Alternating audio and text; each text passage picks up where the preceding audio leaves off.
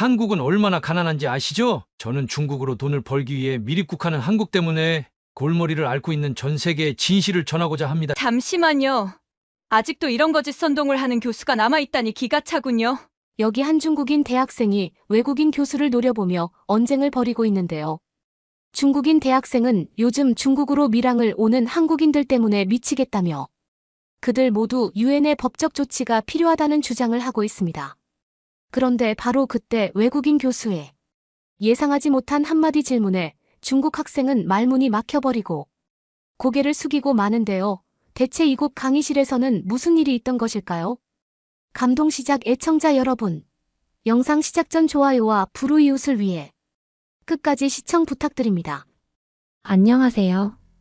저는 캐나다에 거주 중인 세뇨리라고 합니다. 캐나다의 유명 대학교인 밴쿠버 대학교에서 도시공학과를 전공 중인 저는 최근 토리노 동계 올림픽에서 한국인들과 한국의 매력에 푹 빠지게 되었고 지금은 학과 공부를 하지 않고 대학교 내에서 한국인 학생들이 많이 있는 동아리에 가입해 캠퍼스 라이프를 즐기고 있는데요.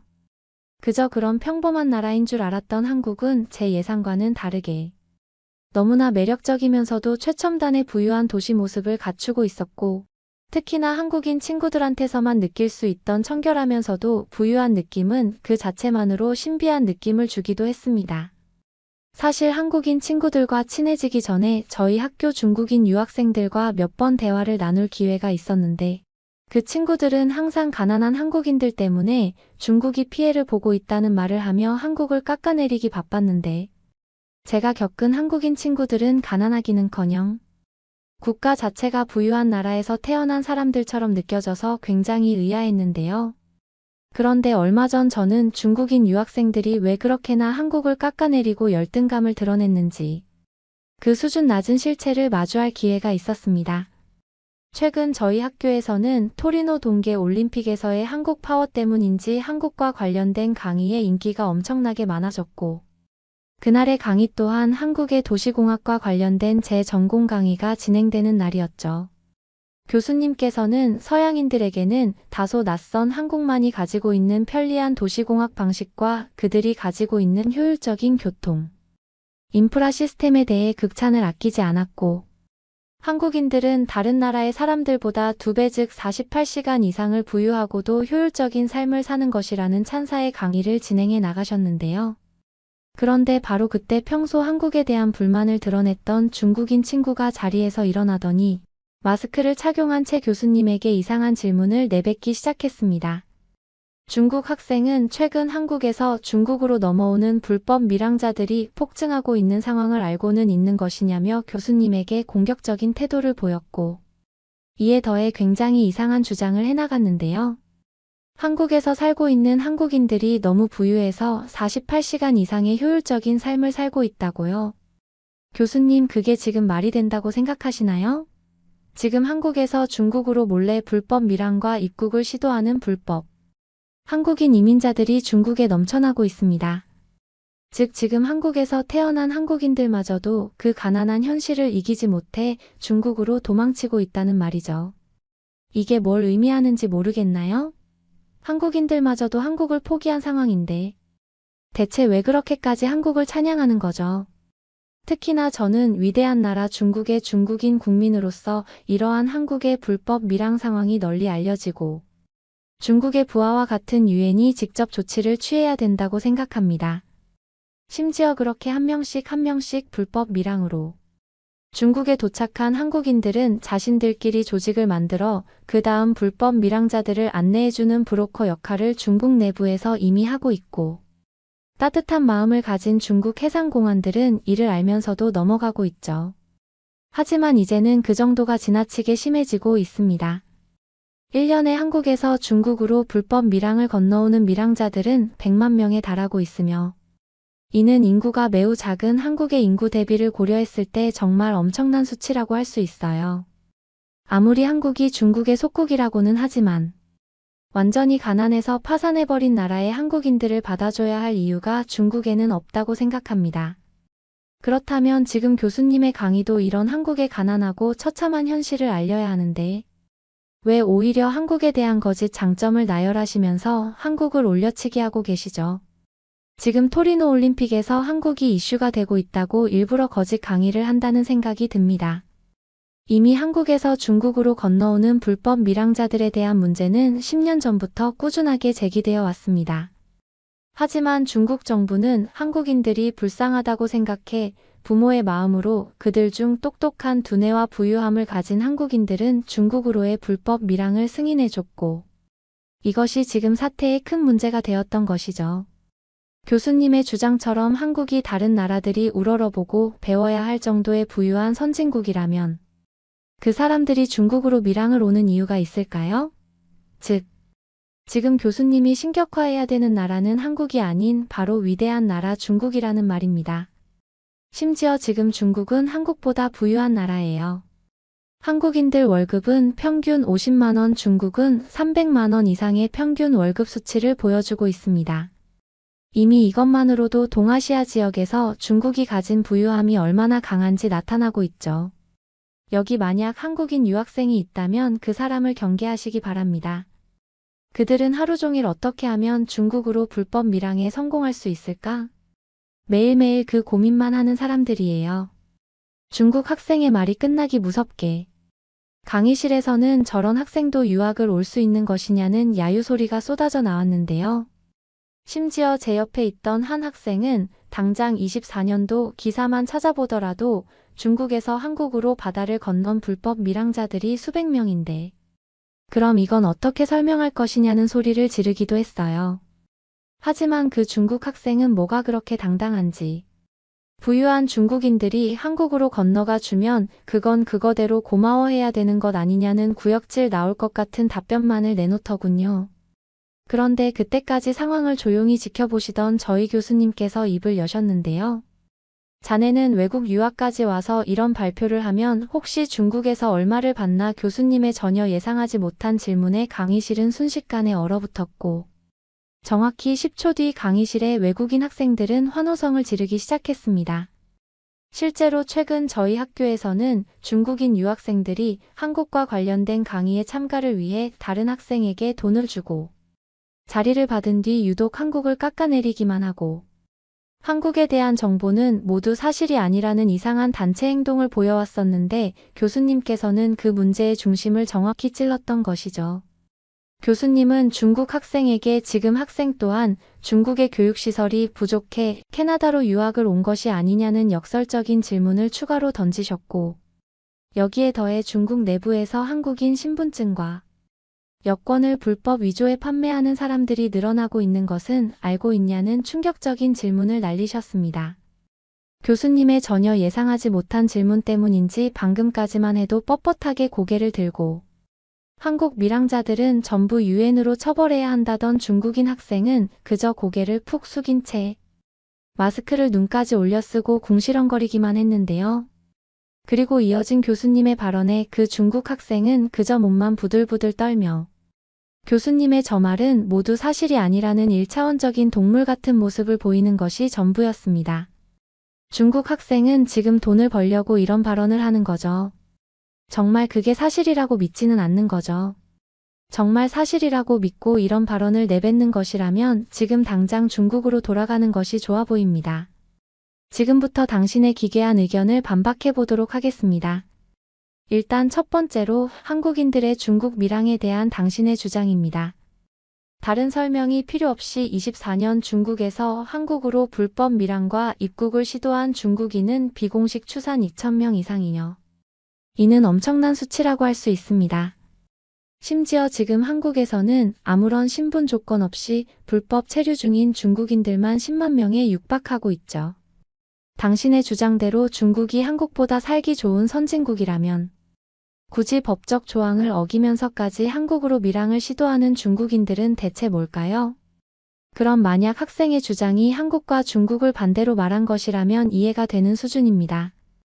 이런 식으로 한국을 깎아내리면서 은근슬쩍 중국으로 외국인 학생들을 오게 만들려는 수작인 것 같은데 이제 그러한 선동 작전은 외국에서 통하지 않아요. 이미 이번 토리노 올림픽을 통해 한국이 얼마나 선진국 파워를 가진 나라이고 시민의식마저 좋은 나라인지 확실히 각인되는 계기가 되었고, 이와 반대로 중국은 전 세계의 나라들이 기피하는 국가가 되어버리고 말았죠. 특히 올림픽 기간 중 중국인 응원단이 보여준 길거리 쓰레기 투척 사건과 비상식적인 응원 방법은 엄청난 비판을 받았습니다. 최근에는 선진국의 기준이 부유함의 기준이 아닌 그 나라의 시민의식이 얼마나 높은지, 그것을 보는 기준으로 새로운 관점이 바뀌고 있기에 중국은 이제 공식적인 후진국이라고 볼 수 있죠. 또한 현재 중국 내부에서 한국인의 여권과 신분증을 불법적으로 위조해서 파는 업체들이 3만 개 이상이라는 사실을 알고 계신가요? 더군다나 더욱 놀라운 점은 중국 정부와 공안은 이 사실을 알면서도 그저 쉬쉬하고 넘기고 있다는 사실입니다. 그리고 이러한 넘김의 이유에는 그들이 중국인들의 뒷돈을 받고 그것을 그저 내버려 두고 있다고 볼 수 있죠. 즉 이미 중국 내부에서는 한국으로 도망치기 위한 부유한 중국인들이 준비를 마친 상태이며 약 5년 전부터 하나둘씩 무너져 내린 국가 중국을 떠나 선진국 한국으로 도피하고 있다는 말입니다. 이제 학생의 주장이 얼마나 어처구니 없는 주장인지 이해가 되시나요? 또한 한국의 가난함에 관해서도 이야기를 해보겠습니다. 중국 학생에게 질문하겠습니다. 학생은 혹시 1인당 GDP가 무엇인지 알고 계신가요? 또한 중국과 한국의 1인당 GDP 수치가 얼마나 차이 나는지 알고 계신가요? 아마 이 질문의 논점이 무색하게 당신은 이미 피부로도 중국이 가난하다는 사실을 느끼고 있겠지만 제가 직접적 수치를 말씀드리겠습니다.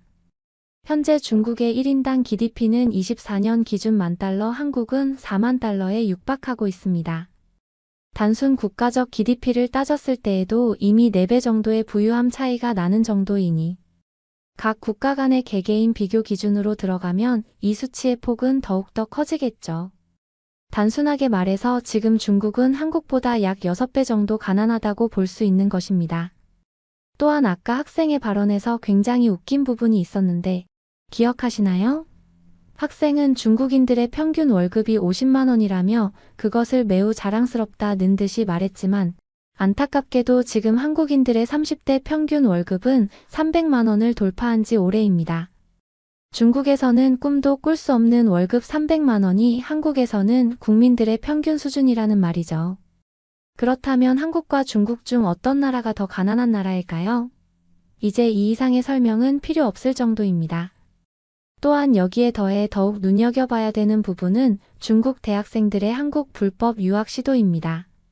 최근 중국의 처참한 현실에 눈을 뜬 젊은이들 사이에서는 한국으로 불법 유학을 시도해 한국에서 숨어서 지내는 것이 하나의 사회적 유행으로 여겨지고 있죠.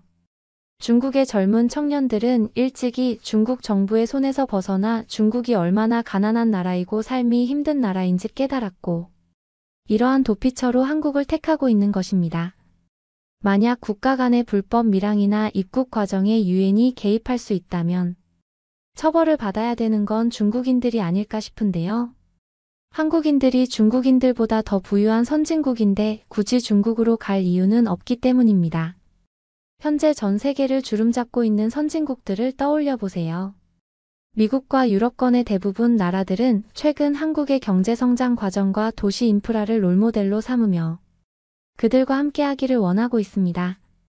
이뿐만 아니라 한국보다 가난한 개발도상 후진국들 또한 한국을 롤모델로 삼으며 경제성장을 꿈꾸고 있습니다. 즉 지금 한국은 전 세계의 새로운 선진국 기준과 중심이 되는 국가적 브랜드의 나라로 거듭났다는 말이죠. 하지만 중국의 브랜드 상징은 뭘까요? 당신이 태어난 중국은 그저 길거리에서 화장실을 해결하고 곤충 튀김을 먹는 이상한 나라 아닌가요? 더군다나 여기에 더해 바이러스에 대한 문제는 더 말할 필요 없이 중국의 무너진 현실을 보여주고 있죠. 제 말에 다시 한번 반박을 해보겠어요. 학생 교수님은 중국 학생에게 오히려 한국과 중국을 바꿔서 말한 것이라면 모두 이해가 되는 주장들이라며 강한 일침을 가하셨고 이내 곧 교수님의 발언이 끝나기 무섭게 강의실에서는 엄청난 박수 소리가 들려왔습니다. 특히나 이번 교수님의 발언이 더욱 통쾌했던 것은 지식학적인 질문을 건넨 것이 아닌 정말 중국의 무너진 현실을 그대로 느낄 수 있는 평범한 단어들과 데이터로 중국 학생을 몰아붙였다는 사실이죠. 그래서 그런 것일까요? 교수님의 질문이 끝나기 무섭게 중국 학생은 몸을 부들부들 떨기 시작했습니다. 하지만 교수님은 이에 그치지 않고 중국이 한국보다 부유하다는 증거를 10분 내로 제출해 오면 강의실에서 쫓아내지 않겠다고 했고, 만약 증거를 제출하지 못한다면 지금 당장 강의실을 나가달라는 최고의 한 수를 던지셨죠. 교수님의 질문이 있기 직전까지만 해도 한국의 우수함은 깎아내리고 중국을 올려치기 하며 은근슬쩍 한국인들이 밀항을 시도할 만큼 중국은 위대한 나라라는 사실을 발언하던 중국 학생은 끝내 단 한마디의 입도 열지 못했습니다. 결국 교수님께서 직접 강의실 문을 열고 중국 학생의 팔을 잡고 쫓아내려던 그때 강의실에 있던 또 다른 중국 학생이 손을 번쩍 들고 자리에서 일어났는데요. 저희 학과 강의실에 중국인 유학생이 이렇게나 많았나 싶을 정도로 또 다른 중국 유학생은 대뜸 자신이 직접 1년 전 한국으로 여행을 다녀왔었는데 그때 당시 한국인 친구들이 중국으로 오기 위한 불법 밀항 계획을 자신에게 체크받았다는 정말 말도 안 되는 주장을 내뱉기 시작했는데요. 그녀는 자신이 한국으로 유학을 가서 겪었던 어이없던 일에 대해 들려주겠다며 교수님의 선진국, 한국에 대한 발언들이 모조리 거짓이라는 말과 함께 자신의 휴대폰을 강의실 노트북과 연결했는데요. 그리고 화면이 켜진 바로 그 순간 저는 두 눈을 의심할 수밖에 없었습니다. 그곳에는 한국인으로 보이는 동양인 학생들이 길거리에 누워 중국인 관광객들에게 구걸을 하는 장면이 있었기 때문입니다. 중국인 유학생은 지금 이걸 보라며 이게 바로 중국 관광객에게 돈을 달라고 구걸을 하고 있는 가난한 한국인들의 현실이라는 말과 함께 그들이 중국으로 밀항을 시도하는 것은 절대적인 진실이라는 주장을 해나갔습니다. 순간적으로 강의실의 외국인 학생들 또한 저게 정말 사실이냐며 조용한 적막만이 감돌았고 저 또한 제가 알고 있던 한국의 모습과 너무나 다른 그 동영상 모습에 순간적인 혼란이 왔는데요. 그런데 바로 그 순간 한 외국인 학생이 노트북 앞으로 나가더니 지금 이 동영상이 정말 진실이 맞냐며 중국인 학생에게 질문을 던졌습니다.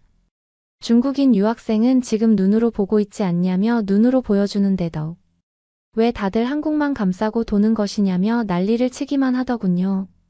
그런데 바로 그때 강의실의 학생들 사이에서 화면을 응시한 채 그럼 그렇지라는 웅성거림이 들려왔고 저는 곧바로 그 중국인 유학생이 연결한 강의실 화면을 쳐다봤는데요.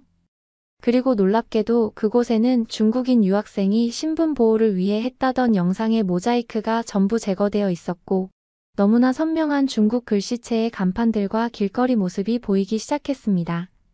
그랬습니다. 그 중국인 유학생은 자신의 중국 지인들에게 부탁해 한국인과 비슷하게 외모를 꾸며 한국인들이 길거리에서 구걸을 하는 듯한 가짜 영상을 만들었던 것이었고 컴퓨터 프로그램에 능숙한 한 외국인 학생에 의해 해당 사실이 모두 들통나고 말았던 것이죠. 이어진 그 용기 있는 외국인 학생의 발언에 저희는 기쁨을 주체할 수 없었습니다. 저는 한국의 서울대학교에서 컴퓨터공학과 유학을 마친 마크라고 합니다.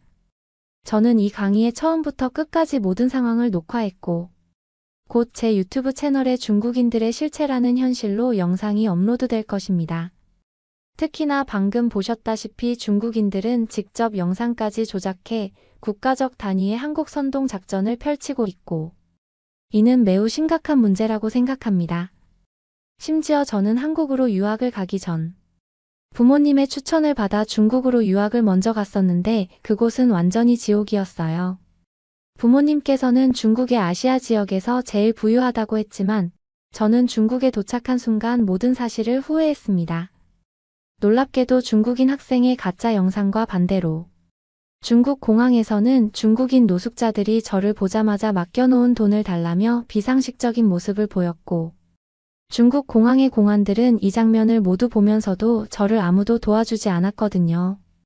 즉 방금 중국 학생이 보여준 모든 동영상 또한 한국과 중국을 반대로 생각하면 모두 진실이 되어버리고 맙니다. 그들이 가짜 영상 제작과 거짓 선동에 익숙한 것 또한 중국의 현실을 그저 한국으로 바꿔치기만 하면 되니 일은 더 쉬워지겠죠. 중국 학생에게 질문하겠습니다. 당신은 한국을 방문해 본 적이 단 한 번도 없지 않나요?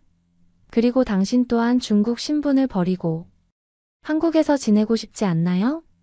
똑똑한 외국인 학생의 반박에도 중국인 유학생은 끝까지 저권 자신이 직접 한국에서 찍어온 사진과 영상이라며 주장을 굽히지 않았는데요. 하지만 이미 강의실의 학생들은 중국 학생을 바라보며 이 시대의 진짜 패배자라는 말과 함께 중국인 학생은 당장 공식 일정 강의에서 제외해야 된다는 야유가 터져나오기 시작했습니다.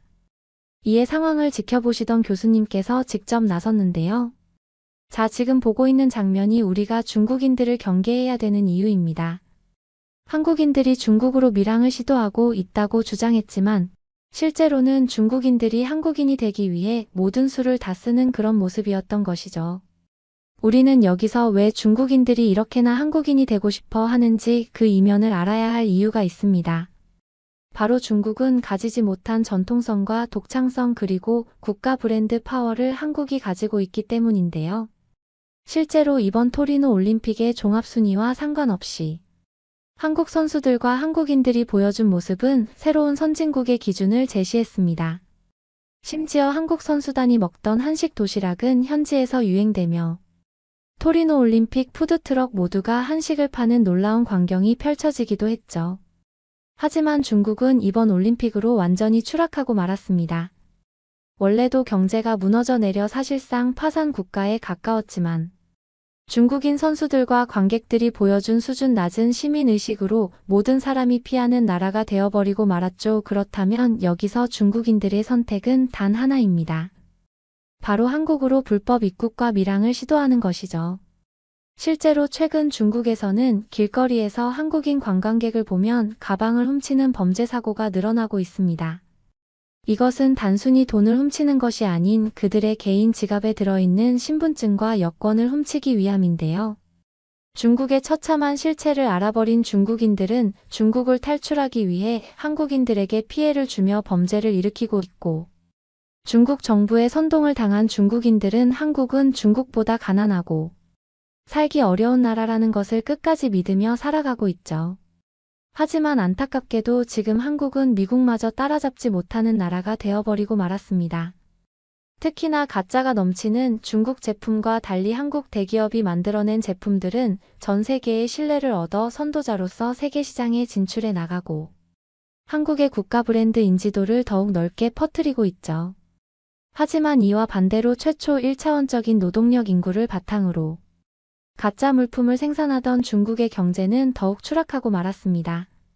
자, 이제 지금의 한국을 한번 생각해 봅시다. 중국인 학생의 주장이 얼마나 터무니없는 거짓 주장인지 이제 완벽히 이해가 되지 않나요? 지금 이 시간부터 저는 밴쿠버 대학교 측에 직접 요청해 중국인 학생들의 한국 관련 강의 참여 자체를 막도록 하겠습니다. 중국 학생은 앞으로 떠올리시기 바랍니다. 다른 나라를 깎아내리면서 그것을 위안으로 삼을 시간에 중국의 수준, 낮은 현실을 깨닫고 하루빨리 중국을 탈출해야 한다는 사실을 말이죠. 구독과 좋아요 부탁드리며 사연자분께 전해드릴 댓글도 남겨주시면 전달해드리겠습니다. 그러면 더욱 감동적인 다음 사연으로 넘어가겠습니다. 중국으로 여행을 왜 가는 거죠? 그거 쓰면 중국에서는 불법인데요. 네, 한국에서는 괜찮다는데 한국은 역시 후진국이어서 그런 거군요. 네, 역시 중국은 더 철저한 나라라서 그런 겁니다. 게다가 한국보다 치안이 좋고요. 중국에서 어떤 일을 하는 여성이 지인에게 상담을 해주는 상황인데요. 중국에서는 한국과 다른 이것이 있다고 하는데요. 왜 중국에서는 불법이지만 한국은 괜찮은 걸까요? 안녕하세요. 저는 중국 공인중개사 화이나라고 합니다. 저는 다른 사람들에게 간섭하는 것을 좋아하는데요. 사실 중국인으로서는 거의 최악의 성격이에요. 그래서 주변 사람들이 집을 보거나 집을 구할 때 언제나 입이 근질근질했거든요. 사무직이 너무 지루하기도 했고요. 그래서 결국 공인중개사 시험을 준비하게 되었어요. 얘기하는 걸 좋아하니까 저에게 맞는 직업이라고 생각했거든요. 어렸을 때부터 수다 떠는 것을 좋아했고, 문화에서는 눈살을 찌푸리게 할 정도로 다른 사람의 삶에 지나치게 간섭하는 것을 좋아했습니다. 저는 항상 이웃들과 어디를 가는지 무엇을 쇼핑하는지 가정생활에 대해 질문하며 수다를 떨었습니다. 이런 외향적이고 호기심 많은 성향은 자라면서 더욱 심해졌습니다. 학교에서는 친구들과 수업 시간에 뒤돌아서서 너무 많은 이야기를 해서 선생님께 늘 혼이 났어요. 그리고 여가 시간에는 상점이나 식당에서 다른 사람들의 대화에 끼어들지 않을 수 없었습니다. 친구들은 물론이고 모르는 사람들조차도 저에게 바쁘다며 내일에 더 신경을 써야 한다고 말한 적이 여러 번 있었습니다. 하지만 저는 항상 다른 사람들이 하는 일에 관심을 가져왔고 묻지 않아도 제 의견이나 추천을 하는 것을 좋아했습니다. 고등학교 졸업 후 상하이에 있는 대형 부동산 회사 본사에서 사무관리자로 일하기 시작했습니다. 하지만 서류 정리, 데이터 입력, 전화 응대 등 업무 자체는 꽤 지루했습니다. 저는 대부분의 시간을 사무실 동료들과 생활에 대해 수다를 떨거나 에이전트들의 영업 대화를 엿듣는 데 보냈습니다. 주택시장과 어떤 곳이 좋은 가격에 팔릴지 직감하는 것 같았어요. 동료들이 주택을 구입했거나 구입하려고 할 때마다 실제 부동산 경험이 전혀 없는 저에게 항상 의견을 물어보곤 했죠. 그런 제 모습을 보면서 점점 더 공인중개사 자격증을 취득하고 관리직을 그만두고 영업직으로 전향하고 싶다는 생각이 들었습니다. 가장 큰 동기는 제가 사람들과 1대1로 대화하고 도움을 주는 것을 좋아한다는 것이었습니다. 그래서 30살이 되기 전에 퇴근 후 야간에 부동산 자격증 시험 준비 과정에 등록하기로 결심했습니다. 공부를 잘하는 편이 아니었기 때문에 자격증 시험 공부는 저에게 정말 어려웠습니다. 교실에 집단적인 분위기가 없으니 스스로 동기를 부여하고 집중하는 데 많은 어려움을 겪었습니다. 부동산 관련 법률, 주택규정, 재무계산 등 공부해야 하는 내용 자체가 어렵고 지루했습니다. 번이나 그만둘 뻔했습니다. 1년 반 동안 열심히 공부한 끝에 두 번째 시험에 합격할 수 있었어요. 마침내 부동산 중개사가 된 후 처음에는 정말 만족스러웠어요. 사무실 밖에서 일하고 스케줄이 유연하며 젊은 가족들이 가장 감정적인 결정 중 하나인 첫 주택 구입을 안내하는 일이 정말 좋았어요. 수다스러운 성격 덕분에 사람들의 라이프 스타일과 선호도에 대해 대화를 나누며 완벽한 지역과 레이아웃에 맞는 집을 찾는데 어려움이 없었습니다. 상사들은 제가 얼마나 빨리 새로운 고객들의 신뢰를 얻는지에 대해 깊은 인상을 받았습니다. 하지만 이 일을 시작한 지 약 2년이 지난 최근에는 그 짜릿함이 다소 사라졌습니다. 장시간 근무와 불안정한 수입이 저에게 큰 타격을 주고 있습니다. 가끔은 예전 관리자 직책의 안정적인 급여와 일상이 그리울 때도 있습니다. 또한 끊임없는 사회적 교류는 생각보다 훨씬 더 지치게 합니다. 혼자 일할 수 있는 직업을 가진 친구들이 부러워지기 시작했어요. 여전히 고객 한 명 한 명에게 딱 맞는 집을 찾아주는 것에 대해 깊은 관심을 갖고 있지만 처음의 열정은 부족합니다. 최근에는 지쳐서 부동산 영업이 평생 직업이 될 수 있을지 의문이 들기도 해요. 이런 물건들을 팔아도 되나라는 생각이 많이 들거든요. 여러분들도 중국으로 여행을 오면 조심하세요. 에어비앤비 건물들이 요즘 어떻게 쓰이는지를 알려드릴게요. 일단 에어비앤비가 뭐냐면요. 에어비앤비는 집을 빌려주려는 사람과 특정 지역의 숙소를 찾는 사람을 연결해주는 온라인 마켓 플레이스입니다. 에어비앤비는 공유 경제 모델을 기반으로 운영되며 개인이 자신의 개인 주택이나 방을 게스트에게 임대할 수 있습니다. 에어비앤비는 전 세계 여러 지역에서 싱글룸부터 집 전체에 이르기까지 다양한 옵션을 제공합니다. 처음 의도는 개인의 집이나 방을 여행자에게 싼 가격에 이용할 수 있게끔 만든 서비스예요. 실제로 유럽에서는 많이 이용되고 있고요. 이 플랫폼은 기존 호텔에 비해 독특하고 저렴한 숙박 경험을 제공하는 것으로 유명합니다. 또한 주택 소유주에게는 숙소를 임대하여 추가 수입을 올릴 수 있는 기회를 제공합니다. 게스트는 위치, 가격, 크기, 편의시설에 따라 다양한 숙소를 선택할 수 있고 코스트는 숙소 설명 사진 가격을 등록할 수 있습니다. 저는 중국에서 3년 넘게 부동산 중개인으로 일하면서 전국 각지에서 다양한 고객들의 부동산 매매를 도왔습니다.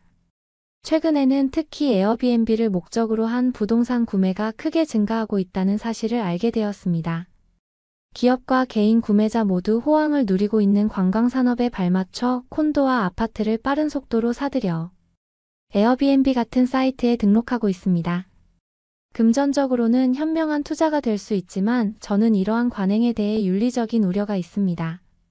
중국에는 주거용 부동산 임대와 관련된 여러 가지 규제가 있습니다. 일단 가장 중요한 점이 뭐냐면요. 임차인에게 반드시 집에 있었던 중요한 사항을 이야기를 해야 되는 법이 존재합니다. 중개사로서 저는 장기 세입자 잠재 고객에게 주택의 결함, 건축 문제, 안전 위험 등 중요한 세부 사항을 공개해야 합니다. 하지만 에어비앤비 여행자들한테는 이러한 규정이 적용되지 않아요. 이 허점을 악용하여 호텔보다 비용을 절감하려는 순진한 외국인 관광객에게 잠재적으로 안전하지 않은 공간을 임대하는 소유주가 점점 더 많아지고 있습니다. 또한 기업들이 단기 임대 골드러시에 뛰어들어 한 번에 여러 블록을 사들이면서 문제는 더욱 커지고 있습니다. 지난달에 저는 의아한 일이 있었어요. 법인 사업체가 건물을 사고 싶다는 의사를 밝혔죠. 저는 처음에는 건물을 헐값에 사서 허물고 새로 지으려고 하는 줄 알았어요. 언뜻 보기에는 탄탄한 매물처럼 보였습니다. 하지만 건물을 자세히 조사해보니 지진 피해 위험이 높고 건축 결함과 관련해 주민들이 여러 건의 소송을 진행 중이라는 문서를 발견했습니다. 이 중요한 정보를 고객에게 말을 했더니 고객은 어차피 에어비앤비에 숙소를 등록하고 나중에 문제가 생기면 처리할 계획이라며 손사래를 쳤습니다. 온라인으로 예약하는 단기 게스트에게 정보를 제공할 법적 의무가 없다는 이유로 주요 건강 및 안전 문제를 그렇게 노골적으로 무시하는 것에 충격을 받았습니다. 모든 숙소 소유주가 저처럼 속임수를 쓰는 것은 아니지만 저는 이 경험을 통해 중국의 에어비앤비 숙소 붐의 어두운 이면에 대해 눈을 뜨게 되었습니다. 느슨한 규제로 인해 부도덕한 투자자들이 안전하지 않은 숙소를 아무런 데가 없이 팔아넘길 수 있는 길을 열어주고 있습니다. 화려한 숙소 사진과 저렴한 요금에 현혹된 관광객들은 결국 의심스러운 숙소에 머물게 되고 차후에 법적 대응을 하지 못할 수도 있습니다. 저는 특히 도쿄 여행을 오시는 분들에게 조심하라고 말씀드리고 싶은데요. 베이징은 특히 그 중심에 있는 화려한 마천루 지역인 가부키초를 중심으로 항상 프리미엄 가격이 형성되어 왔습니다. 하지만 최근 눈치 빠른 외국인 투자자들이 베이징 외곽에 저렴한 주택을 매입한 후 에어비앤비에 등록해 관광객을 대상으로 임대하는 방식으로 돈을 버는 허점을 포착했습니다. 언뜻 보기에는 쉬운 돈벌이처럼 보입니다. 하지만 외곽 변두리 지역의 비용을 낮추는 데는 어두운 세력이 작용하고 있습니다. 이 지역은 사마페 그룹으로 알려진 중국 조직 범죄 조직과 깊은 연관이 있는 음침한 지역입니다. 번화한 도시 뒤편의 홍등가에는 수십 년 동안 사마페의 영향력이 미치고 있습니다. 발취 암시장 거래 심지어 협박까지 만연해 있습니다. 수년 동안 갱단의 협박 전술은 주민들과 합법적인 사업체를 도심에서 점점 더 외곽으로 몰아냈습니다. 집을 팔거나 임대할 수 없게 된 집주인들은 절박한 심정으로 이러한 조직과 연계된 수상한 투자자들에게 헐값에 부동산을 팔아넘깁니다. 많은 경우 이 공간은 도박장부터 매출과 마약을 통한 불법, 자금 세탁에 이르기까지 불법 활동의 전진기지로 이용됩니다. 그런 곳들을 어두운 일이 다 끝나면 에어비앤비로 내놓는 거예요. 그리고 이건 정말 비밀인데요. 중국 홈페이지 중에 건물마다 무슨 일이 있었는지를 보여주는 인터넷 홈페이지가 있어요. 이걸 왜 말씀드리냐면요. 저는 오지라퍼라고 했잖아요. 이 건물에서 누가 죽었는지까지 보이는 인터넷 사이트거든요.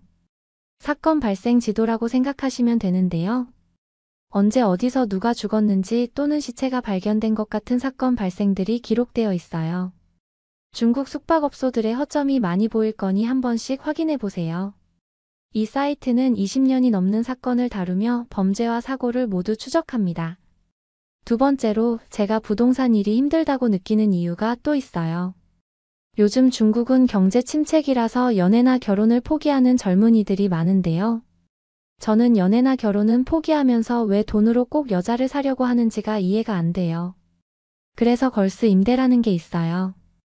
부동산 전문가도 아니고 집을 소개해주는 아이돌 같은 여자를 고용하는 거예요. 이게 지금 중국 부동산 업계에서 인기 있는 거거든요. 이렇게 하는 이유는 중국 부동산 중개업체의 수가 편의점보다 많은 수준이거든요. 경쟁에서 살아남는 방법으로 걸스 임대라는 걸 찾아낸 거죠. 중국에서 부동산 중개업체는 지금도 그 수가 계속 늘어나면서 고객들 눈에 띄어 살아남기 위해 다양한 방법으로 고객을 유치하고 있습니다. 외국인을 전문으로 하는 부동산 업체도 있고요. 여성 고객만 전문으로 하는 것도 있습니다. 바로 걸스 임대인데요. 걸스 임대란 부동산과 거리가 먼 것처럼 느껴지는 이 방식은 아이돌 같은 여자를 부동산 회사에서 고용을 하는 거예요. 그리고 고객한테 오늘 집을 같이 볼 사람을 고르라고 해요. 당연히 추가 비용을 지불을 하는 거죠. 그러면 그 아이돌 같은 여자가 집을 소개해 주는 거예요. 이런 식인 거예요. 어떤 남성이 집을 보고 싶어서 여자를 지목해서 이 여자가 소개해 줬으면 좋겠다고 해요. 그러면 그 여자는 회사에서 집에 대한 정보를 받아요. 그리고 남자를 맞이하러 가는 거죠. 실로 중국스러운 사업이 아닐 수가 없어요. 그녀는 전문성과 친근함이 어우러진 반짝이는 눈빛으로 따뜻한 미소를 지으며 그를 맞이해요. 아케미짱 드디어 만나서 반가워요. 그가 손을 내밀며 말했다. 와 주셔서 정말 기뻐요. 오늘 보여드릴 집 세 채를 준비했습니다. 첫 번째 집부터 시작하겠습니다. 첫 번째 집은 세련되고 현대적인 건물에 있었습니다. 엘리베이터에 들어서자 그는 설레는 마음이 들었습니다. 엘리베이터가 부드럽게 올라가고 문이 열리자 그는 깜짝 놀랐습니다. 복도가 아닌 넓은 거실로 바로 들어섰기 때문입니다. 걸스는 웃었다. 네, 이 아파트의 특징 중 하나죠. 거실이 넓어서 정교한 가구를 놓을 수 있고 원한다면 댄스 플로어도 있어요. 아케미짱이 옆에 누워 천장을 바라보며 말하는 거죠. 저기 TV를 상상해 보세요. 그녀가 벽을 가리키며 제안도 해요. 그리고 여기 큰 거울이 있으면 공간이 더 넓어 보이겠죠. 수납 공간은 충분합니다. 이렇게 별로인 집도 합리화할 수 있는 거죠.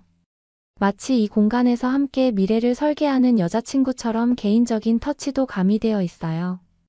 웹 그녀는 책상을 놓을 위치를 지적하고 침대를 놓을 완벽한 장소를 제안하는 등 사려 깊은 여자친구의 시선으로 모든 아이디어를 제시했습니다. 그런 다음 안쪽 문을 열자 화장실과 욕실이 딸린 공간이 드러났습니다. 파격적이면서도 흥미로운 레이아웃이었죠. 그걸스는 아직 옷을 다 입은 채 욕조에 들어와 장난스럽게 손짓하며 같이 들어가자고 했습니다. 정말 회의감이 들어요. 그래서 저는 에어비앤비를 가도 철저히 알아보고 가는 편인데요. 그런데 한국에서 한옥 구조를 너무 경험해보고 싶어서 전주 여행에 가서 한옥 게스트하우스를 간 적이 있었어요.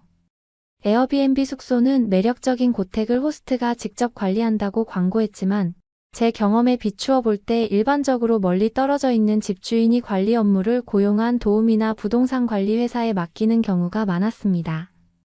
기껏해야 가끔씩 체크인 문자 메시지를 보내거나 숙소 내에 상주하는 하우스키퍼가 가끔씩 침구류나 공용 공간 정리를 도와줄 것으로 예상했습니다. 그래서 도착하자마자 택시를 잡아타고 정문 앞에서 환한 미소를 지으며 기다리는 한국인 할머니를 보고 깜짝 놀랐던 기억이 납니다. 통통 튀는 인사와 함께 악수를 건네고 비행기와 한국에 대한 첫인상 등 여러 가지 질문을 빠르게 이어가던 그녀는 곧바로 저를 편안하게 해줬습니다. 제가 롤러백을 챙기기도 전에 그녀는 이미 저를 안뜰 정원으로 안내했고 향기로운 보이차가 끓고 있는 짧은 전통 식탁에 베개에 앉혀줬습니다. 그 후 이틀 동안 할머니의 환대는 단 한 번도 흔들리지 않았습니다. 한국의 풍습과 문화에 대한 자부심이 대단했습니다. 매일 아침마다 생선, 밥, 발효, 채소, 국으로 구성된 전통 아침 식사를 준비할 때면 주방에서 지글지글 지글거리는 소리와 함께 잠에서 깨어났어요. 저녁에는 여유롭게 저녁을 먹으며 그날 서울 곳곳을 돌아다녔던 명소에 얽힌 민속 이야기와 역사를 들려주곤 했습니다. 할머니는 자신의 방과 분리된 개인 스위트룸을 자유롭게 드나들 수 있는 개인 공간을 충분히 제공했지만 공용 마당과 주방에서 우리는 여전히 자주 마주쳤습니다. 식사를 하며 나누는 활발한 대화가 점점 더 기대되는 저를 발견했습니다. 그녀의 사려 깊은 추천은 번화한 명동시장과 화려한 강남, 고층 빌딩 너머로 관광객들이 잘 찾지 않는 숨은 보석 같은 장소로 저를 이끌었습니다. 알려지지 않은 골목길에 자리 잡은 포장마차에서는 죽기 살기로 맛있다는 순대 핏물 소시지를 팔았습니다. 오래된 성곽을 따라 자리 잡은 아늑한 찻집은 남산타워. 이쪽에서 가장 좋은 전망을 제공했다고 송 여사는 말합니다. 그리고 그녀는 매번 옳았습니다. 하지만 할머니와의 가장 소중한 추억은 한옥 전체에 깔린 따스한 온돌 바닥 난방 시스템입니다. 도착하기 전 이 독특한 온돌 바닥 난방에 대해 조금은 알고 있었지만 실제로 얼마나 고급스럽고 매력적인지 파악하지 못했거든요. 선선한 가을 공기가 스며드는 첫날 밤 객실로 돌아와 보니 여사님이 침대 매트 옆에 무릎을 꿇고 대청마루 아래에 놓인 작은 화덕에 조심스럽게 불을 지피고 계셨습니다. 마른 참나무 통나무가 딱딱 소리를 내며 향기로운 삼나무 연기를 내뿜으며 천천히 불을 지피고 있었습니다. 잠자고 있는 내 방에서 소란을 피우자 깜짝 놀란 내 반응을 보고 그녀는 배꼽을 잡고 웃었다. 한국에서는 따뜻한 온돌이 편안한 휴식의 비결이라고 하잖아요. 손님이 감기에 걸리거나 이불 속에서 잠 못 이루면 안 되니까요. 나만 믿으세요. 필요하면 밤새 불을 지펴서 햇볕처럼 따뜻하게 자고 일어나세요.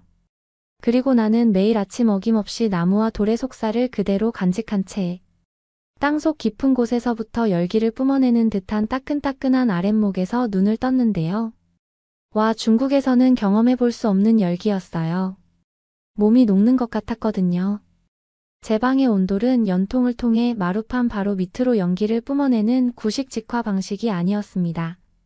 그 대신 효율적인 보일러가 아래로 퍼진 폐쇄형 수관을 통해 열기를 조절했습니다. 부드럽게 데워진 바닥 사이로 스며드는 믿을 수 있는 할머니의 친절한 환대의 정신과도 같았습니다. 그러면 더욱 재미있는 다음 사연으로 넘어가겠습니다. 그러니까 한국 같은 후진국 따위 편에 설 거냐고. 한 일본인 대학 캠퍼스에서 한 교수가 학생에게 협박을 합니다. 그러자 갑자기 공안이 들어 닥치더니 이 여학생을 연행하려 하는데요. 이 학생은 일본을 배반한 행동을 한 걸까요? 오늘의 사연은 일본인 유학생증에 대한 사연입니다. 안녕하세요. 일본인 레이라고 합니다. 특이하게도 한국 유학에 관한 사연보다는 일본에 와서 겪는 과정에 대해서 이 글을 작성하게 되었는데요. 유학 생활을 마치고 도쿄로 돌아오는 기차는 그 어느 때보다 길게 느껴졌습니다. 창밖으로 한국의 시골 풍경이 스쳐 지나가는 동안 저는 서울에서의 놀라운 경험을 회상했어요. 회상하며 호스트 가족과 그 과정에서 만난 모든 한국인들이 보여준 친절에 대한 감사함이 가슴을 부풀게 했습니다. 그들의 환대 정신과 선진화된 사회는 부모님이 저를 키우며 믿었던 한국에 대한 오만과 무지와 모순되는 것이었죠. 기차에서 내리자 만원 승강장에서 굳은 표정으로 기다리시는 부모님을 발견했습니다. 짧게 인사를 나누자 부모님은 한국에 대한 저의 찬사에 대한 실망감을 감추지 못하셨어요. 집으로 돌아오는 내내 저는 서울의 화려한 고층 빌딩과 효율적인 교통, 혁신의 최첨단을 달리는 기술에 대해 떠들었습니다. 부모님은 차가운 침묵으로 반응하셨죠. 집에서 저녁을 먹으며 저는 한국에 대해 인상 깊었던 모든 것을 사진과 이야기로 보여드렸습니다. 아버지는 넌 젊고 순진하구나 라며 비웃으셨습니다. 넌 관광객으로 잠시 머물렀을 뿐이야. 한국은 현대적으로 화려한 외관을 가지고 있지만 일본의 힘과 정교함을 결코 능가할 수 없다. 어머니가 끼어들었습니다. 우리의 고대 문명은 한국의 수천 년의 역사를 가지고 있단다. 외국인을 동경할 것이 아니라 자국의 우월성을 인정해야 해라고 말씀하셨습니다. 무엇보다 일본의 위대함에 대한 그들의 오만한 확신에 저는 화가 났습니다. 한국을 방문해 보긴 하셨나요? 저는 뾰족하게 물었습니다. 부모님은 실제 경험이 부족하다는 사실을 인정하지 않으려는 듯 고개를 돌리셨죠. 낡은 태도는 쉽게 고쳐지지 않죠. 하지만 언젠가 일본이 진정으로 미래를 포용하려면 아시아 이웃 국가들을 경시하는 태도를 넘어서야 해요. 저의 도전적인 어투는 분노의 찬반응을 불러일으켰습니다. 말 조심해라. 아버지가 엄중하게 경고하셨습니다. 우리는 너를 키우고 해외로 보내기 위해 희생했어. 고국을 비난하지 말고 감사하는 마음을 가져라. 아버지의 질책에 저는 불편한 침묵에 빠졌습니다. 세대 간 격차가 크게 벌어져 버리고 말았죠. 그 후 몇 주 동안 고립감과 낙담이 제 귀국을 어둡게 했습니다. 대학에서 제 눈을 뜨게 한 경험에 공감하는 동급생은 거의 없었고, 대부분은 해외 유학이라는 이국적인 모험을 부러워했어요. 위계질서와 수능을 강조하는 분위기 때문에 저는 학계에서조차 대중적인 태도에 도전하는 것을 꺼리게 되었습니다. 영감을 얻기 위해 한국에서 공부한 경험이 있는 일본인 동료 학생들에게 온라인으로 연락을 시도했습니다. 이 공개 포럼에서 우리는 뿌리 깊은 문화적 편견을 넘어 한국의 진실을 밝히려는 노력에서 동지애를 발견했어요. 한 학생은 기술 발전과 경제력으로 인해 한국은 일본의 위협적인 존재가 되었다 고 인정했습니다. 한국이 여전히 후진국이라고 생각하는 것은 헛된 무지입니다. 저는 서울의 세련된 고층 빌딩, 번화한 쇼핑과 최첨단 기기 등을 담은 사진을 매일 공개적으로 올리기 시작했어요. 저는 한국이 여러 분야에서 일본의 발전을 따라잡았을 뿐만 아니라 전 세계적으로 영향력을 발휘하며 새로운 혁신을 개척하고 있다는 점을 강조했죠. 이 게시물은 좋아요가 누적되고 대부분 긍정적인 반응을 얻으며 주목을 받았습니다. 하지만 낡은 민족주의에 집착하는 일부 보수적인 팔로워들의 분노 섞인 반응도 많이 받았어요. 당신은 한국 숭배로 일본을 부끄럽게 한다는 비난도 있었습니다. 일본의 시스템과 가치가 여전히 우월하다. 저는 이런 비아냥거림에 움찔했지만 용기를 내어 이렇게 대답했습니다. 진리에는 국가가 없습니다. 우리는 우리가 뒤처진 부분을 인정하면서 일본을 사랑할 수 있습니다. 라고 답했습니다. 소셜미디어에서 격렬한 논쟁이 벌어지는 동안 몇몇 젊은 일본 학생들이 저에게 개인적으로 메시지를 보냈습니다. 그들은 자신들이 자라왔던 비굴함과 상반되는 한국의 번영을 솔직하게 묘사한 저희 글에서 영감을 얻었습니다. 한 학생은 당신의 글이 제 마음을 열었습니다. 라고 보내왔습니다. 이제 서울을 방문해 그 발전상을 직접 보고 싶어요. 부모님은 제가 공유한 사진과 기사를 쳐다보지도 않으셨으며 고집스럽게 움직이지도 않으셨습니다. 아버지는 네가 원하는 것을 믿어라 라며 일축하셨습니다. 일본의 운명은 모든 것을 가린다 하지만 열린 마음을 가진 젊은이들을 깨운 것만으로도 저는 충분히 승리한 것처럼 느껴졌죠. 저는 무지의 세대에 도전하는 씨앗을 심었습니다. 이제 문이 열렸으니 앞으로 어떤 신선한 아이디어와 개혁이 꽃을 피울 수 있을까요? 집에서는 긴장감이 감돌았지만 마음은 목적의식으로 부풀어 올랐습니다. 저는 한국의 고무적인 성공 사례와 일본이 그로부터 얻을 수 있는 교훈을 계속 조명하기로 결심했습니다. 이러한 문화 간 교류는 저에게 연구와 열린 대화를 통해 사회 발전을 촉진해야 한다는 새로운 소명을 불러일으켰어요. 그렇게 시간이 지나도 해외 유학 생활의 깨달음은 사라지지 않고 계속 커져만 갔습니다. 도쿄 외국어대학교 캠퍼스로 돌아온 저는 한국에서의 경험을 좀 더 공식적인 연구로 이어가기로 결심했습니다. 처음에는 경영학을 전공했지만 사회학과 동아시아의 사회 변화에 관심이 많았습니다. 교수님들은 세대 간 격차와 문화적 편견을 조사하는 학제 간접근 방식을 환영해 주셨어요. 저는 한 학기 논문에서 한국의 대중문화와 경제적 발전을 수용하는 젊은 세대와 대조적으로 한국에 대한 일본의 구시대적인 가부장적 태도를 분석할 것을 제안했습니다. 지도교수는 일화만 보지 말고 데이터를 보라고 조언하셨습니다. 저는 학생 그룹에 연락해 일본 내연령 성별 지역별로 한국에 대한 시각을 조사했습니다. 실증적 결과는 많은 것을 말해줬습니다. 나이 든 일본인들은 한국에 대해 가난하고 후진적이라는 고정관념에 사로잡혀 부정적인 시각이 훨씬 더 많았습니다. 반면 젊은이들은 한국 드라마와 음악의 매력을 느끼고 한국의 발전에 감탄했죠. 설문조사에 참여한 한 학생은 낡은 사고방식이 바뀌든 바뀌지 않든 양국은 공동의 미래를 만들어가고 있다 고 답했습니다. 또래 친구들에게 조사 결과를 발표하면서 저는 일본 젊은이들이 이전 세대가 한국에 대해 가졌던 경멸을 점점 더 꿰뚫어보고 있다는 점을 강조했습니다. 정보에 대한 접근이 개방된 상황에서 과거의 선동적인 선전은 더 이상 교육받은 젊은이들을 설득할 수 없습니다. 라고 저는 주장했습니다. 일본은 오만한 민족주의를 넘어 진화해야 합니다. 제 발표는 연구의 세밀함에 대해 큰 호응을 얻었습니다. 하지만 일부에서는 저희 정책적 뜻이 논란의 여지가 있다고 우려했죠. 교수님은 일본이 한국으로부터 배울 점이 있다고 제안하는 것은 일부 사람들을 불편하게 할 수 있다. 고 조심스럽게 경고하셨습니다. 저는 제 데이터 기반 분석이 진실을 제시할 뿐이라고 주장했어요. 순진하게도 저는 합리적인 경험주의가 무지를 정복할 수 있다고 믿었습니다. 제 논문이 온라인에 게시되던 날 혼란이 일어났습니다. 일부 학생들은 금기를 깨는 이 연구에 환호하며 한국 문화와 기술에 대한 우리 세대의 수용을 확인시켜 주었습니다. 하지만 분노한 민족주의자들은 곧바로 맹렬한 공격을 퍼부었죠. 이 반역자는 모든 것을 일본에 비치고 있으면서 우리 민족을 짓밟고 한국을 찬양한다. 라는 댓글이 쏟아졌어요. 강의실에서는 동료들의 차가운 눈빛과 귓속말이 들렸습니다.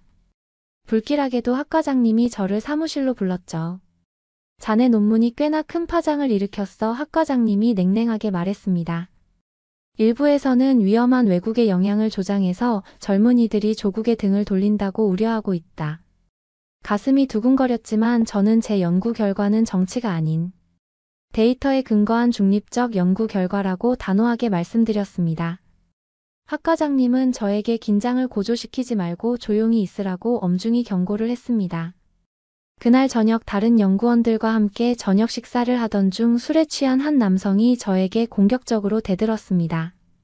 한국을 사랑하는 계집애 그는 비속어를 섞어가며 다른 사람들이 끼어들기 전에 저를 잡으려고 달려들었어요. 충격에 휩싸인 저는 장학금을 받은 제가 이제 캠퍼스 전체로 논란이 확산되면서 표적이 되었다는 사실을 깨달았습니다.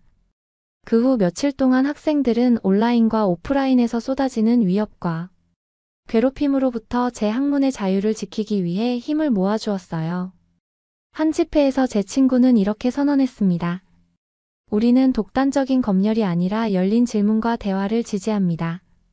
일본 젊은이들은 우리 부모님 세대를 괴롭혔던 사소함과 불안감을 뛰어넘어 발전하기를 갈망합니다. 저는 눈물을 흘리며 제가 한 일이 다른 사람들에게 진보를 요구하는 용기를 주었다는 것을 깨닫게 되었어요. 전 세계 언론은 뿌리 깊은 일본 중심주의에 맞선 청년들의 저항에 흥미를 느끼며 캠퍼스 논쟁에 주목하기 시작했습니다. 뉴스 기사들은 제가 금기를 깨고 한국과 같은 이웃 국가에 비해 일본의 단점을 인정하는 옹호자로 묘사했습니다. 이러한 언론 보도는 일본 관리들을 더욱 분노하게 만들었고, 일본 정부는 소란을 잠재우기 위해 대학의 제 논문을 비난하도록 압력을 가했죠. 징계위원회에 소환된 저는 온라인에서 민족주의자들이 제 처벌을 요구한 것으로 인한 퇴학을 예상했습니다. 하지만 논문 지도교수와 다른 교수진들은 저를 단호하게 옹호했습니다. 권위의 의문을 제기하는 것은 정당한 학문적 목적입니다. 이 젊은 여성은 균형과 정직으로 학문적 진실성을 지켰습니다. 그녀를 처벌하는 것은 우리 모두를 부끄럽게 하는 불의입니다. 전 세계의 이목이 집중된 상황에서 관리자들은 마지못해 한 발 물러섰습니다. 그들은 저를 가혹하게 꾸짖었지만 논란의 여지가 있더라도 기존의 집단 사고에 저항하는 것은 용기를 보여준다는 데 동의했죠. 안도감이 밀려왔습니다. 진보를 침묵시키려는 강력한 편협함의 물결에도 불구하고 합리적 담론과 진실이 우세했으니까요. 캠퍼스의 열기는 점차 사그라들었지만 일본 소셜미디어에서는 제 작품을 둘러싼 논쟁이 계속되었습니다. 한국의 젊은이들은 제 이야기를 흥미롭게 읽었고 제 관점이 앞으로 양국의 태도 변화와 개방성을 대변할 수 있기를 바랐습니다. 긴장이 지속되는 동안에도 그 여백을 메우며 훈훈한 대화가 꽃피었어요. 돌이켜보면 저는 일본의 확고한 편견의 정면으로 맞서는데 드는 대가를 과소평가했습니다. 하지만 진보는 희생을 요구하죠. 제 연구는 불꽃 튀는 전쟁을 불러일으켰지만 새로운 이해의 불을 지피는 깨달음의 빛도 있었습니다. 그리고 진실과 정의를 수호하기 위해 치열한 공동체가 일어났습니다. 투쟁을 통해 변화는 탄생합니다. 졸업 후 5년이 지난 지금 저는 한국 대기업의 도쿄지사 직원으로 다시 서울로 돌아왔습니다. 저는 문화적 인사이트를 제공하고 회사의 일본 내 소비자 기반 확대를 돕기 위해 채용되었어요. 한때 부모님 세대와 같은 일본인들을 열광시켰던 바로 그 한국의 혁신을 홍보하는 일을 하게 되었다니 아이러니가 아닐 수 없었어요. 도쿄의 화려한 금융지구를 따라 출근하면서 불과 몇 년 사이에 일본의 풍경이 얼마나 많이 발전했는지 실감이 납니다. 세계화는 변화를 가속화합니다. 학창시절 저를 놀라게 했던 서울과 도쿄의 극명한 차이가 많이 희미해졌어요. 한국은 계속해서 비전 있는 발전과 소프트 파워의 진원지로서 빛을 발하고 있었습니다. 사무실에서 저는 한국의 기술 분야에 흥미를 느끼는 일본인 근로자, 일본의 경제 호황에 편승하고 싶어하는 젊은 한국인 주재원 등 다양한 동료들과 협업하고 있어요. 서로 다른 문화권에서 일하다 보니 시간 엄수, 직장 내 위계질서, 직설적인 의사소통 방식과 간접적인 의사소통 방식 등으로 인해 때때로 긴장이 생기기도 합니다. 하지만 우리 세대는 성공과 국제적인 경험에 대한 갈망이라는 공통점도 있습니다. 한국인 동료들은 자국의 제품에 대한 자부심으로 빛납니다. 우리는 전쟁의 폐허를 딛고 재건하기 위해 국가적으로 지칠 줄 모르고 노력했습니다. 제 팀 매니저는 술자리에서 이렇게 말합니다.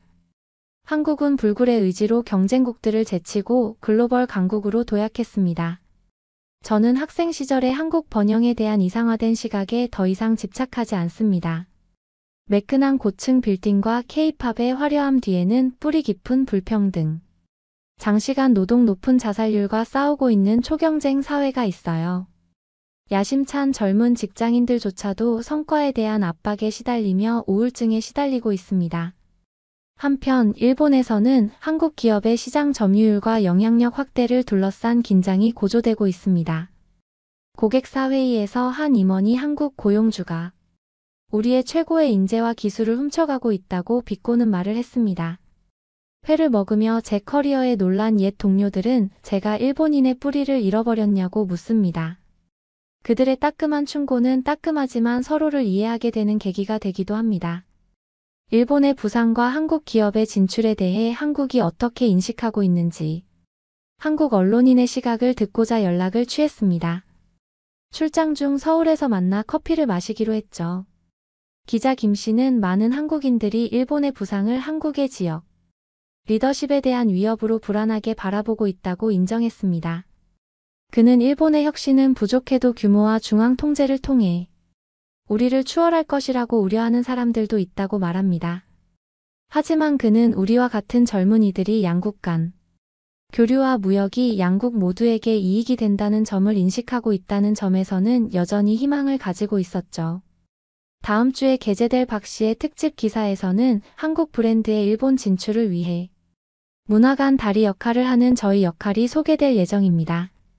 김 씨는 한국에 대한 일본인들의 태도가 어떻게 변화하고 있는지에 대한 이 젊은 여성의 솔직한 견해는 관계 개선의 가능성을 보여준다 고 썼습니다.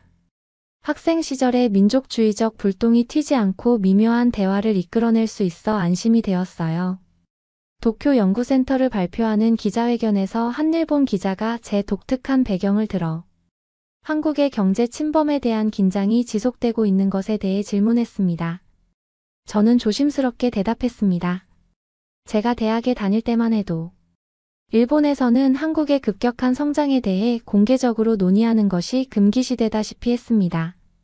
하지만 사실을 억압하면 무지가 생기고 공개적인 질문은 이해를 넓혀줍니다. 우리 세대는 양국이 아이디어와 기술 교류를 통해 얻을 수 있는 것이 많다는 것을 점점 더 인식하고 있습니다. 저의 외교적 대응은 양국의 언론에서 냉철하다는 평가를 받고 있습니다. 지난 10년간의 경제통합은 선동적인 민족주의를 피하는 것이 양측 모두의 이익에 부합한다는 것을 의미하고 있어요. 이제 전문가로 성장하고 있는 저와 같은 현명한 젊은이들이 보다 협력적인 미래를 만들어갈 수 있다고 생각합니다. 기자회견이 끝난 후 제 한국 상사는 저에게 이렇게 말했습니다. 당신은 우리가 일본에서 우리 브랜드와 연관되기를 바라는 글로벌 관점을 대표하고 있어요. 복잡성을 인정하는 것은 공감으로 이어집니다. 순진한 확신으로 가득했던 10대 유학생에서 어느덧 성인이 되었다는 생각에 뿌듯한 미소를 지었습니다.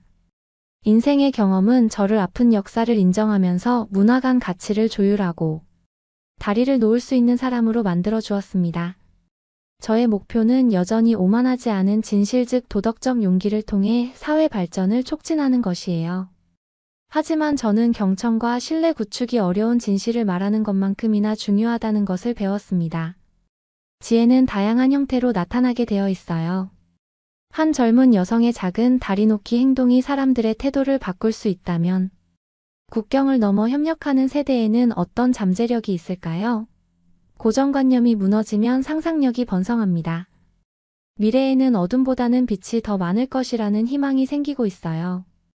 여러분은 어떻게 보셨나요? 응원과 격려의 한마디씩을 댓글로 남겨주시기 바랍니다. 사연자분들에게 전달해드리겠습니다. 실제 사연 제보를 받고 있습니다. 채택되신 분께는 작은 선물도 보내드리고 있습니다. 저희의 사연이 여러분의 하루에 작은 힘이 될 수 있었으면 좋겠습니다. 감동적인 사연을 주변 분들과 이야기 나눠보세요. 더욱더 좋은 영상으로 다시 찾아뵙겠습니다.